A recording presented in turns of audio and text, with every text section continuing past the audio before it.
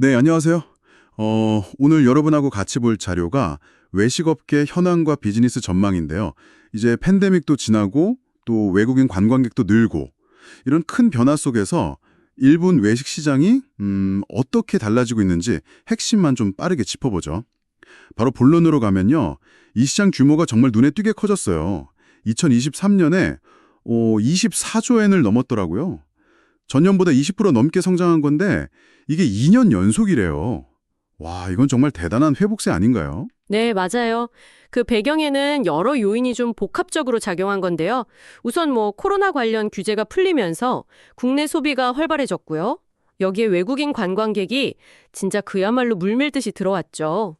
자료 보니까 작년 연말에는 월 350만 명, 거의 사상 최고치 찍었다고 하더라고요. 와, 350만 명이요? 엄청나네요. 네, 물론 물가 상승 때문에 메뉴 가격 올린 거, 그 효과도 무시할 순 없고요. 그렇군요. 특히 그 식당이나 레스토랑 같은 우리가 아는 전통적인 외식 분야 있잖아요. 거기가 전체 시장의 절반 이상, 한 14조엔 규모를 차지하면서 성장을 이끌었네요.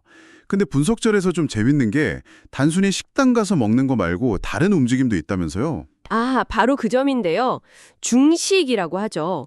그러니까 조리된 음식을 사서 집이나 다른 데서 먹는 형태인데 이 시장 역시 7조 6천억엔 규모로 꾸준히 크고 있어요. 음. 이게 팬데믹 거치면서 집에서 편하게 먹고는 싶은데 직접 요리하기는 좀 부담스럽고 이런 수요가 확실히 커진 결과죠. 아, 듣고 보니 그러네요.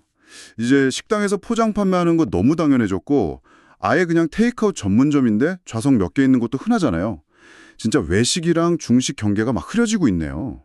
그 이자카야가 점심 장사하거나 도시락 파는 거 이것도 같은 맥락이겠고요. 네, 정확히 보셨습니다. 외식업체들이 이런 변화에 아주 발빠르게 적응하고 있는 거죠.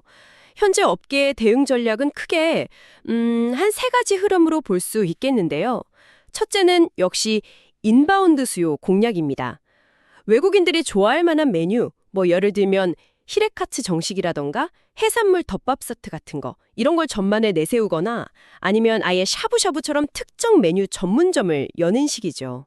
아, 외국인 관광객 맞춤 전략이네요. 네네. 그럼 두 번째 흐름은 뭔가요? 그건 앞서 말씀드린 중식 수요 증가에 대한 적극적인 대응이에요. 예전에는 배달로는 좀 생각하기 어려웠던 메뉴들 있잖아요. 예를 들어 향신료 듬뿍 넣은 카레나 태국 요리 같은 거. 이런 것들도 이제는 포장이나 배달로 아주 쉽게 맛볼 수 있게 된 거죠. 경쟁이 치열해지니까 메뉴의 폭도 넓어지는 거고요. 그렇군요. 마지막 세 번째는 아무래도 차별화 경쟁이겠죠. 워낙 가게들이 많으니까요. 맞습니다. 단순히 맛있다. 이걸 넘어서는 뭔가가 필요해진 거죠. 특정 식재료나 메뉴를 전문으로 딱 내세우거나 아니면 유기농 레스토랑에서 직접 기른 채소를 판다거나 이런 식으로 독특한 컨셉, 스토리가 중요해졌어요.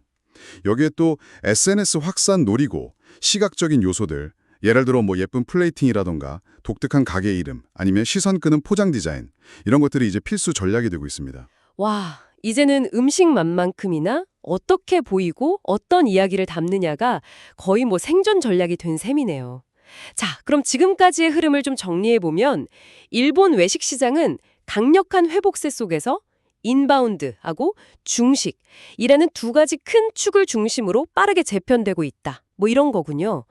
그렇다면 이 모든 변화가 앞으로 당신의 식사 경험에는 어떤 영향을 미치게 될까요? 앞으로 주목할 만한 몇 가지 트렌드가 좀 보이는데요. 우선 건강에 대한 관심이 높아지면서 유기농, 고단백, 글루텐 프리 같은 거요.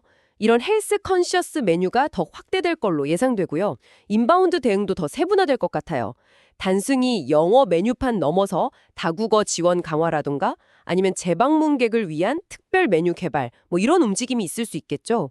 흥미로운데요? 또 다른 건 없을까요? 고급 식자재를 활용한 프리미엄 뷔페의 부활이나 의외로 레트로, 그러니까 복고풍 콘셉트의 유행도 점쳐지고 있어요. 특히 1970년대 분위기를 재현한 카페나 이자카야 같은 것들 있잖아요. 이런 데가 2025년 오사카 엑스포랑 맞물려서 새로운 명소로 떠오를 가능성도 제기되고 있고요.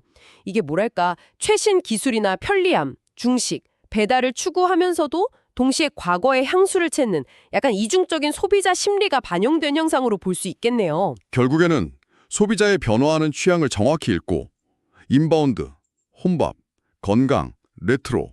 뭐 이런 식으로 명확한 타겟이랑 컨셉을 잡아서 매력적인 경험을 제공하는 것. 이게 핵심이 되겠네요. 국내 소비자의 편리함 추구하고 또 외국인 관광객의 특별한 경험 기대 사이에서 줄타기를 잘해야 하는 상황이군요. 네, 바로 그 균형점을 찾는 게 외식업계의 지속적인 과제가 될 겁니다.